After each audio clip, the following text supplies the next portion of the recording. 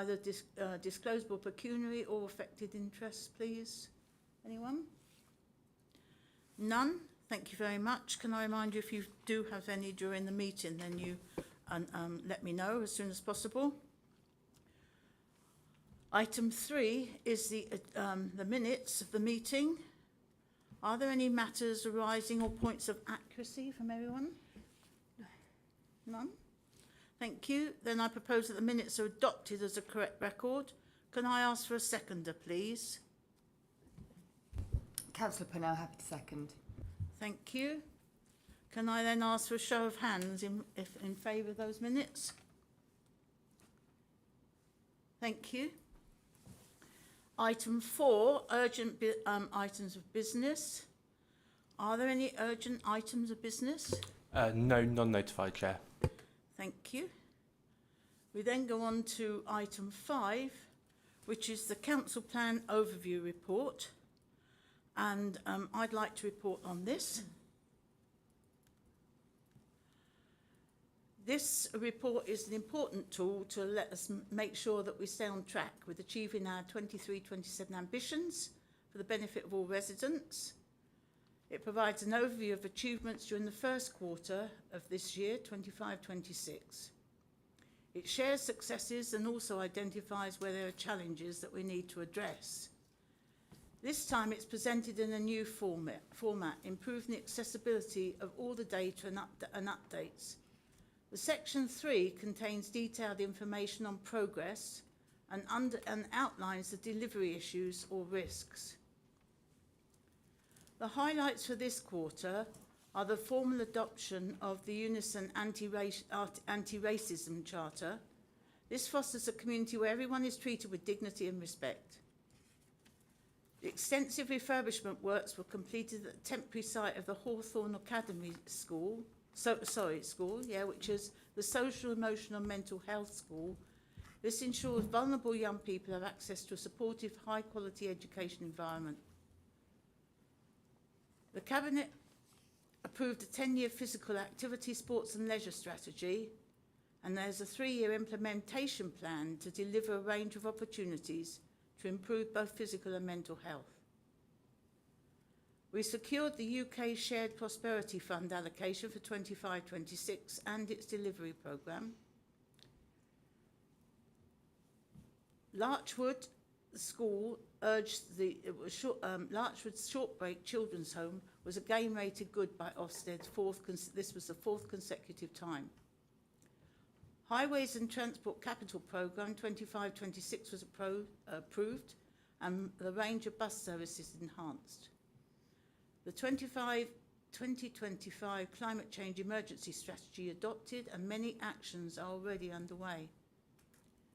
There was an underspend in the 2024-25 budget. Community events were the Half Marathon, the VE Day, Pride and Cycle Festival. Our challenges continue to be the ever-increasing demands across children and adult services, staff recruitment to the service to enable the requirements of the Procurement Act 2023. The number of young carers not yet in education, employment or training is not good, but certainly improving with all the interventions taking place. The much-needed SEND school at Bucklers Park is still on hold. There is also the concern over the number of houses being completed, mainly due to market conditions and planning applications from developers. Can I ask Sue Halliwell, Chief Exec, to comment on and add anything else, please? Thank you, Chair. I would say that we have reported several times to Cabinet that we were going to be changing the way in which we report and the presentational aspect of the report as well. So this is the first report with the new reporting method that we have, and you'll see that it's also laid out in a different way, so hopefully more accessible. As it is the first report, we'll be learning and tweaking, and any feedback that we get on its usability, we'll look to make those changes. I don't have any further specific updates on the performance other than in the round it was a very solid start to the year. I won't touch on the finance update because there's a more detailed paper on the agenda. Thank you. Has any member got a question to ask of the officer, please? Councillor Wright. I'm hoping I'm asking the right time, but just looking at the overview report, we've built quite a few houses, which is fantastic to see, but I'm noticing that nationally quite often there's a net loss of houses that are social and affordable to the available due to right to buy and houses having to be demolished. And I was just wondering, have we got a net increase or loss of houses available? At the moment, we've got a net increase. Forgive me, I can't remember the exact figure. It's from memory, it's about 134, 144. I can't remember exactly which figure it is, but we've got a slight net increase. Thank you. Thanks. Are there any other questions at all? Then I'd like to move the recommendation 3.1 and 3.2 on page 31. And 3.2 is from the overview and scrutiny in Annex B. It's resolved that a briefing note be provided to the Commission outlining the scope, rationale and intended direction of the revised biodiversity supplementary planning.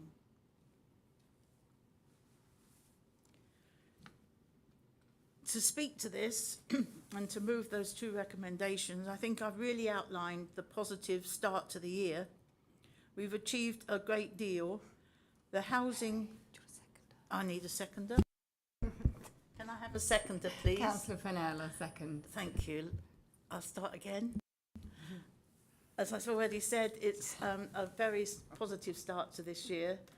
The housing numbers that we're completing is disappointing, and I think we do know that there's a lot in place ready for completion this year, providing we get the materials and we get the workforce and we get everything goes according to the developer's plan, of which we're really quite dependent.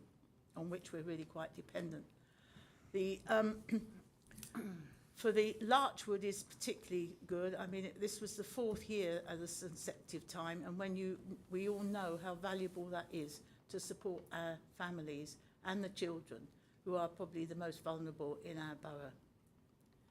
Highways and transport, the bus improvement is really very, very important, and I just hope that we can now get people to keep using the buses so that we show we actually show and appreciate their worth.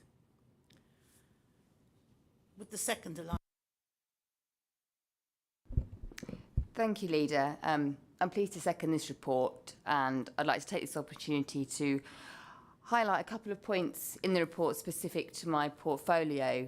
The first is the creation and launch of the Communities Partnership Delivery Group, which is chaired by Involve and brings together representatives from over 20 partners who actively worked on the engagement process for the community strategy, which currently has over 2,000 responses, and they're still counting. I've attended one of these delivery group meetings, and the enthusiasm and the knowledge in the room was outstanding. The community strategy really will be the result of partnership working. And I also want to take this moment to encourage residents to contribute to the strategy whenever they can, so that this council and our partners can create a strategy that will empower, embolden and enhance communities within the borough for many years to come. I'd also like to highlight the amazing work of the housing team, who have reduced the amount of people living in temporary accommodation, cut the number of those rough sleeping by more than half, and have increased the number of residents assisted to avoid homelessness. All amazing achievements, and make great strides towards our council plan ambition for all residents to have a safe and affordable place to live. Thank you, Leader. Can I ask if anyone else wants to add anything too, please, or speak? None? Then, to wind up, I think that the way in which this report is now written is really very accessible, and I do urge all residents to read it and to see what the council is doing and all that's being achieved. It does outline all the areas that the council covers and is really an impressive read, but it takes time. But I think now it is truly accessible with all those explanations in section 3, making it very easy to comprehend what is happening. Can I ask for a vote, please? All those in favour? That's unanimous, Chair, so the motion's carried. Thank you. Item 6, the budget update. Can I ask the Cabinet Member to present the report, please? Thank you, Leader. The report this evening looks at our in-year budget position and also our medium-term prospects. As with previous years, there remains a high level of uncertainty and pressures in local government finance, and these are compounded by the proposed fair funding reforms from central government. These have been consulted on over the summer and suggest a challenging picture for Bracknell Forest in 26-27 and beyond.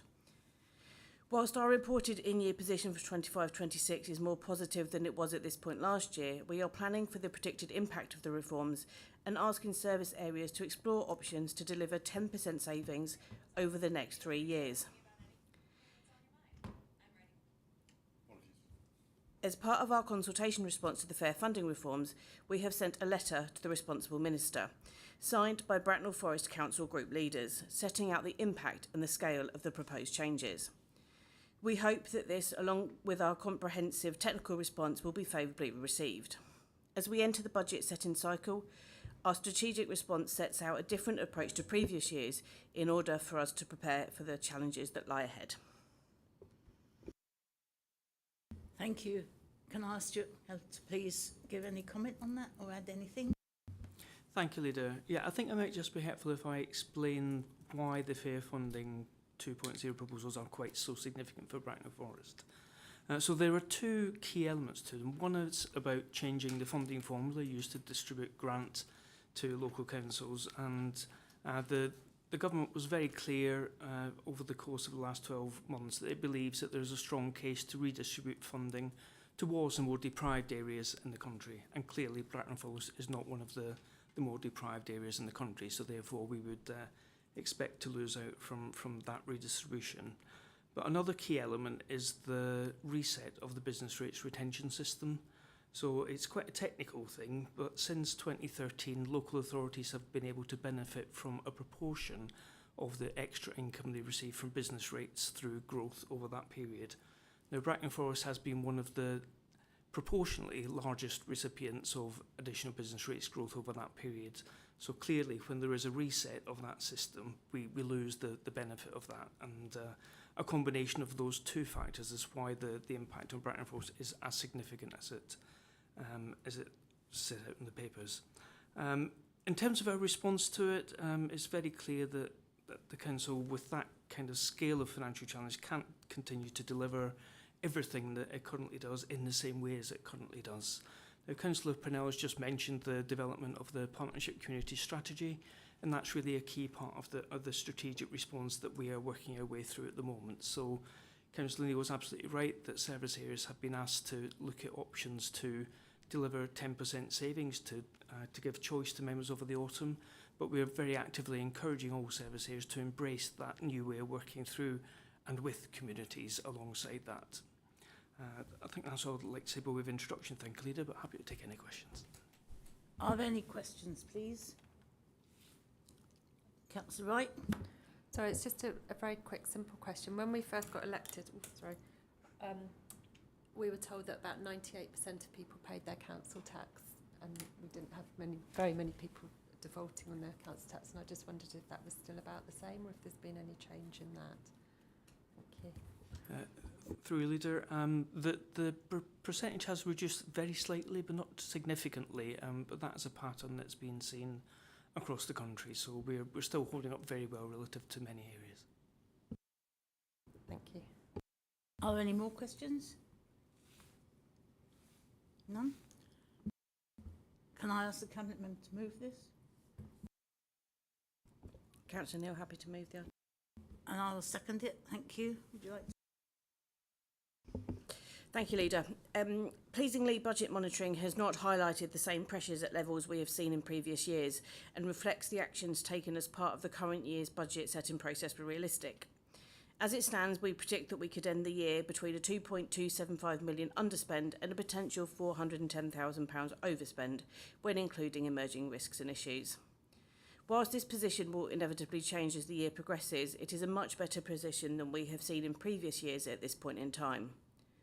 We continue to take a practical and robust approach to in-year budget monitoring, and the messaging and actions from previous years are now part of our systems, processes and culture. So residents can be confident that we are taking action and living within our means. However, as we look to the next 3 years with the proposed changes from the government's fair funding review, we are facing a very challenging position. Along with years of underfunding, increased demand for services and inflation, we are looking at a funding gap of £18.75 million. Over the summer, the government consulted on the changes, and alongside our technical response, group leaders from this council co-signed a letter to the Minister for Local Government, Communities and Housing to lay out the extent of the proposed changes to Bracknell Forest.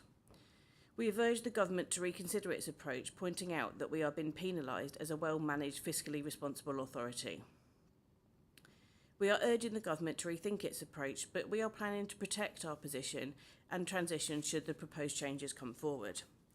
We have good levels of reserves, but these can only be used once, and we need to be realistic that we would not be able to maintain services as we currently do into the future. That's why we have stated that all services will need to identify options to reduce budgets by 10% over the next 3 years. It's an unwelcome position to be in, and we won't know exactly what the position will be until we get our settlement in December. But we must continue to plan for every eventuality. We have a solid track record and will not shy away from taking difficult decisions. I should stress that no decisions have been made at this time, and options will be brought forward to councillors to consider throughout autumn. I have every confidence that we will rise to this challenge with the interests of Bracknell Forests at its core. Thank you. Thank you. I would just like to talk about the fair funding reforms and say that in some ways there's some positive things in there. One of the positive things is that there are fewer grants that we continually have to apply for. And this has cost the councils up and down the country a lot of money to put together grant applications, only to find out that they've lost in the raffle or the lottery, and they put in all that money has been wasted. Those grants have now all been, most of them have been added together, and then they will be passed on to the local authorities in the redistribution of funds. There will be a change because of the fair funding and according to deprivation. Bracknell Forest is, I think, it's still 142 out of 151 as far as deprivation in the country is concerned, so we're obviously not the priority.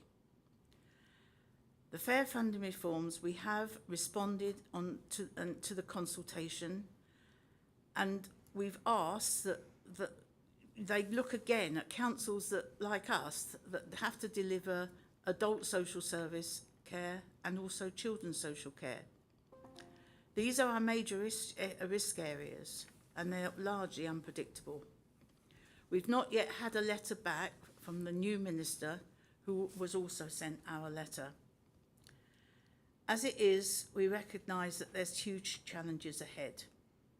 The high needs block is the spend remains very concerning for us. The number of EHCP plan rise at a higher rate than predicted. For Bracknell Forest, we often boast that we pay a lower level of council tax than many others. But council tax will be the major source of our income. So this is going to hit us badly, and we need to make sure that we do have the reserves, but those reserves can only be spent once. So we need to be looking at all the savings we can possibly make. Is there anyone else that would like to speak? Councillor Bailey. Yeah, Councillor Roy Bailey. I'm stating the obvious. None of us in this administration likes the position we're now confronted with. It's not what we wanted. It's not what we'd hoped, but it's where we are. I'd just like to say that the Executive Director for Resources has taken a very mature, responsible and prudent approach to this. And it's a challenge. We all know it's a challenge, but we're looking at it in a very determined way to make the best of what we're confronted with. And I'll leave it there. Thank you. Anyone else like to speak? No? Thank you. Can I ask Cabinet Member to wind up, please? Thank you, Leader. In summary, our projected position for this financial year is an example of how we have a strong track record for managing our finances. We are in a significantly different position to this time last year, but we must be realistic as we look forward to the next 3 years. It won't be easy, but residents can be confident we are approaching it with solid foundations and a strong plan. Thank you. Can I ask all those in favour, please, to raise their hands? That's unanimous, Leader, so the motion is carried. Thank you. We now come on to item 7 and item 8. And I will remind Cabinet members that the agenda items 7 and 8 are supported by annexes containing exempt information as defined in Schedule 12A of the Local Government Act 1972. I hope, as is the norm for this council now, not for this cabinet now, not to have to go into confidential and to exclude the press and the public, and because we could discuss this without actually referring to the exempt material. If we do want to discuss exempt material, then we will go into, we will exclude the press and the public, and I will move that at that time. So please let me know if you get to the stage where you wish to go into confidential under this situation, okay? Right, so without going in there, we'll keep it as open and as transparent as we always have. So I'm moving now item 7, the procurement plan and delegation of award of contract for utilities. Can I ask Councillor Bidwell to present the report, please? Yes, thank you very much. Cabinet is asked to consider and approve the Strategic Procurement Plan for Utilities, the SPP, which sets out Bracknell Forest Council's approach to procuring electricity, gas, water and energy services for the corporate estate and participating schools. The Council faces significant ongoing expenditure in this area, estimated at between 2.67 million annually and up to 23.76 million over an 8-year term. To secure best value, compliance and continuity of service, it is proposed procurement route is through the Kent County Laser Framework. This framework is widely used across local government, offers a pre-approved suppliers with strong performance records and enables a direct award route, ensuring efficiency, governance and full compliance with the Public Contracts 2015 and Utilities Contracts Regulations 2016. The framework provides resilience and flexibility by giving access to multiple suppliers for electricity, gas, water and energy services. It also supports sustainability by embedding renewable energy, green gas, smart metering and access to Laser's zero carbon future division to help deliver the Council's net zero targets. Cabinet approval will authorise the use of this framework and delegate authority to the Cabinet Member for Economic and Regeneration to award the contract. This decision will safeguard services, continuity, stabilise costs through collective buying power and ensure the Council's procurement of essential utilities is aligned with the financial and environmental priorities.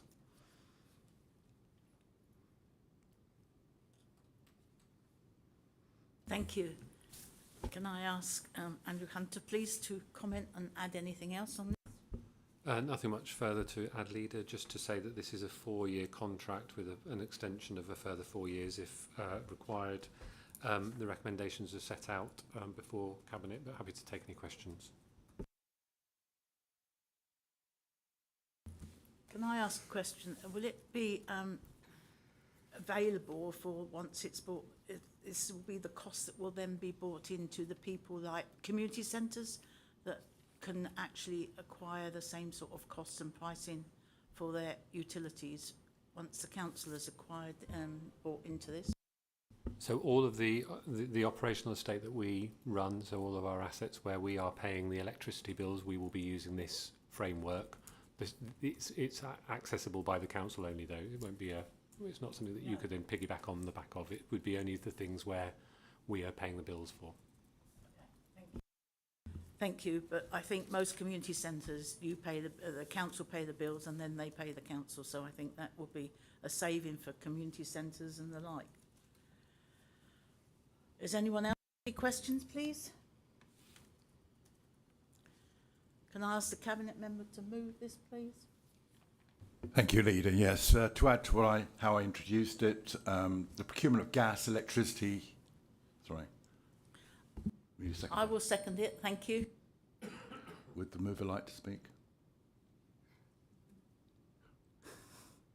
Yes, I will. Yes, to add to the introduction, it's fairly straightforward. Ask for the Cabinet. The procurement of gas, electricity and water for Bracknell Forest Council can be combined into a single purchasing framework aimed at public sector organisations and is highly recommended as a proposed method of procurement on the expiry of the current purchasing framework, and it will affect every property that the Council currently has to pay bills for. You've got an Appendix A in this report, and it sets out a really comprehensive procurement plan which includes details of how the procurement of a framework for the purchase of BFC utilities will not only provide value for money, but also contribute to the Council's environmental and social goals. Therefore, I urge Cabinet members to approve. And with my second in it, I'm particularly impressed by 7.6, which talks about the recommendations are expected to have a positive impact of emissions of carbon dioxide and the reasons why. I think this all makes so much sense that I think it would be difficult to say for anyone to vote against it. But anyone else like to comment? Can I ask all those in favour to raise their hands then, please? That's unanimous, Leader, so the motion is carried. Thank you. We then move on to item 8, which is the Bracknell Forest Cambion Partnership Annual Review. Can I please ask the Cabinet member to present the report? Yes, Leader. The refreshed business plan for Bracknell Forest Cambion Partnership covering the period of 2023 to 2026. This plan reflects the continued strategic alignment between the Council and Countryside Partnerships UK Limited and builds on the momentum established since the JV's inception in 2020. The partnership has delivered significant milestones, including the completion of 52 homes at Coopers Hill and commencement of construction on Market Street, which will deliver 169 homes, 81 of which will be affordable, alongside the new commercial space. These achievements demonstrate the JV's capacity to deliver high-quality, mixed-use regeneration in line with the Council's strategic priorities. The updated business plan incorporates the Town Centre Master Plan SPD approved on October 2024 and outlines feasibility work for the Southern Gateway and High Street car park sites. These developments promise to enhance connectivity, public realm and economic vitality in the town centre. Cabinet's approval will enable the partnership to progress with site-specific development proposals, including the appointment of architects and further feasibility studies. It would also reaffirm the Council's commitment to delivering sustainable growth, affordable housing and community infrastructure. Cabinet is therefore asked to approve the JV business plan in associated financial forecasts. Thank you. Can I ask Stuart McKellar, please, to comment? Thank you, Leader, but I have nothing to add to the Cabinet member's very full introduction. Thank you. Thank you. Has anyone got any questions? Councillor Wright? Just a question about how do we ensure that the joint venture partnership meets the development of the partnership meets the housing needs for our borough, bearing in mind that you know, people might want, as a borough, we might want more 3-bedroom or more 1-bedroom or more 2-bedroom. How does that happen? If I may answer that, Leader. It's a 50-50 partnership between the council and Countryside Partnerships. It was at the time, and now part of the Vistry Group. So the aims and objectives were set out by the council in its initial procurement documents back in 2018-2019, that period. So the council can't expect the Cambian Partnership to deliver on all of the requirements of the borough because it doesn't have access to all of the sites, but each of the schemes which is brought forward is agreed by the council. That's the governance for it, so therefore we have the opportunity to direct it towards what our particular aims and objectives are at the time. And if you recall, things like the hopefully forthcoming development of the depot site, and the council was very clearly behind the aims and objectives for that. It's just been held up by the uncertainty around funding for RSLs over the past 12 months.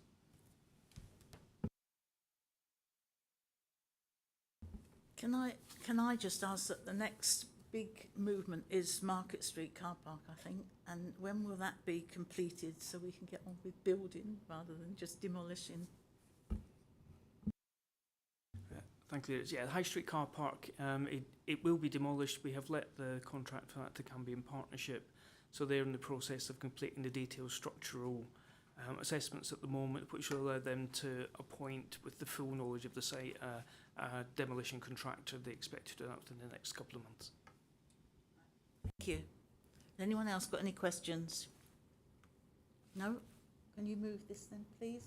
Leader, I'm happy to move. Another seconder? And I'm happy to second. You, would the mover like to speak, please? Yeah, just briefly to add to the introduction. I mean, the JV is a really important asset that the council has. It enables us to have some control on the type of developments we have going forward. And although we've had a little bit of a hiccup with the depot, that was outside of the council's control. And we hope that by the end, well, hopefully by the end of next month, we shall have some vision on the way forward on that. I think we have to do this every year. It's part of the governance to be able to review the plan, and to Councillor Wright's question, it's important that the plan is reviewed so that we can check that they're on track. I can assure Cabinet members that we, as your representatives on the JV, do ensure that our voice is being heard, and it is a real opportunity for us to be able to shape the next set of developments. So it sets out a clear and deliverable programme that balances financial returns with wider social and economic benefits, and that's really important. So I would urge my Cabinet members to endorse and move and vote for this. Thank you. Can I ask the seconder to speak, please? Yeah, thank you, Leader. I just want to say that this is a proven successful partnership, and this business plan shows how the partnership plans to move forward with even more enthusiasm and deliver more much needed high quality homes for residents of this borough. Would anyone else like to speak? I would just like to commend Cooper's Hill and the houses that are built there. The whole site is developing very well now, and this is what they told us at the beginning, and it's as it looks and it feels exactly the way as they spoke to us about, which says a lot. And also they have a superb sustainability programme, which is also very good. Thank you. Anyone else like to speak? Would the mover like to wind up, please? Not to add too much more. I think this is a really vital organisation that we are involved in. It's the only way forward for us, I think, and I would like to see the JV grow and grow and grow. But first of all, we have to get the car park demolished. So I'll leave it there. Can I ask everybody in favour of the recommendations on the 3.1, 3.2 on page 158 to raise their hands, please? That's unanimous, Chair, so the motion's carried. Thank you. We now come on to item 9, and then we're talking now about item 10. And so for item 9, this is the first time I've had to do this since elected as leader of this council, but I'm going to ask for the exclusion of the press and the public. I will say that we've had a meeting with we've explained this to the leaders of the groups. So I'm going to move the following motion: that pursuant to Regulation 4 of the Local Authorities Executive Arrangements, Access to Information Regulations 2012, having regard to the public interest, members of the public and press be excluded from the meeting for the consideration of item 10, which involves the likely disclosure of exempt information under the following category of Schedule 12A of the Local Government Act 1972. Information relating to the financial business affairs of any particular person. Can I ask the seconder for this motion, please? Thank you, Councillor Wright. Second. Can I ask everybody in showing of hands, please, to confirm that we are moving into a closed session? That's unanimous, Leader. Thank you. Can I now ask, please, the public and the press to leave the room? Thank you.